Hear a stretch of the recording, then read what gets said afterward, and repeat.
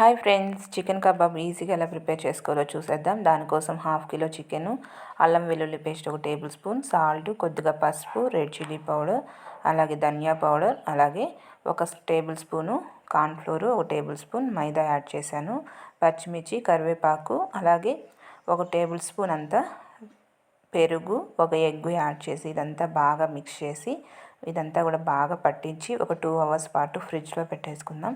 ఒక 2 అవర్స్ తర్వాత ఫ్రిడ్జ్లో నుండి తీసి ఒకసారి మొత్తం కూడా బాగా కలిపేసుకొని డీప్ ఫ్రైకి సరిపడా ఆయిల్ పెట్టుకొని ఆయిల్ హీట్ ఎక్కిన తర్వాత మనం ముందుగా మిక్స్ చేసి పెట్టుకున్న ఈ చికెన్ ముక్కలు మొత్తం కూడా ఆయిల్లో యాడ్ చేసుకొని 2 సైడ్స్ తిప్పుకుంటూ చక్కగా ఫ్రై చేసుకుంటే ఎంతో టేస్టీ అయినటువంటి చికెన్ కబాబ్ మనకి రెడీ అయిపోతుంది. రోడ్ సైడ్ దొరికేలాగానే ఉంటుందండి. మీరు కూడా తప్పకుండా ట్రై చేయండి. ట్రై చేసి నా వీడియో నచ్చితే నా ఛానల్ని తప్పకుండా సబ్స్క్రైబ్ చేసుకోండి. Bye friends.